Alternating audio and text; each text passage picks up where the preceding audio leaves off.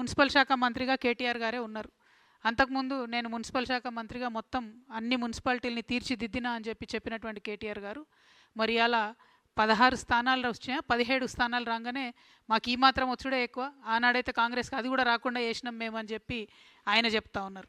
అంటే ఒక విచిత్రమైన స్థితి ఈ రాష్ట్రంలో నెలకొన్నది. డెఫినెట్గా ఈ రాష్ట్రంలో ప్రజలు మాలాగా కొత్తగా ఒక మంచి ఎజెండాతో వచ్చే వాళ్ళకు స్వాగతిస్తారనేటటువంటి విషయాన్ని నిన్నటి ఎన్నికల ఫలితాలు రుజువు చేసినాయని చెప్పి నేను బలంగా నమ్ముతా ఉన్నా. At the same time Congress party గౌరవ ముఖ్యమంత్రి గారు నిన్న మాట్లాడుకుంటూ నేనే రాజు నేనే మంత్రి అనేటటువంటి మాట మాట్లాడినారు.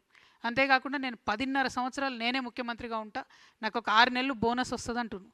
6 నెలలు మీకు బోనస్ వచ్చడేమో కానీ రైతులు బోనస్ రాక ఏడుస్తున్నారు అక్కడ. ఆ ముచ్చట మాట్లాడండి ముఖ్యమంత్రి గారు మీరు. ఇంకో పక్కనేమో రాజగోపాల్ రెడ్డి గారు మంత్రి పదవి ఇస్తావా లేకపోతే ముఖ్యమంత్రి పదవి గుంజుకోవా అని ఆయన సవాల్ చేస్తుండు, బస్తీ మీద సవాలని. ముందు ఆ పనులు చూసుకోండి మీరు. ఈ రెండిటికన్నా ముఖ్యమైనది ఏంటంటే మీరు ప్రజలకు ఇచ్చినటువంటి వాగ్దానాన్ని దయచేసి దృష్టి పెట్టండి. బీఆర్ఎస్ పార్టీ అట్టర్గా ఫెయిల్ అయింది కాంగ్రెస్ పార్టీ యొక్క తప్పుల్ని ఎక్స్పోజ్ చేయడంలో. అందుకే కాంగ్రెస్ పార్టీకి ఈ మున్సిపాలిటీస్లో బెటర్ రిజల్ట్ వచ్చిందని నేను అనుకుంటా ఉన్నా.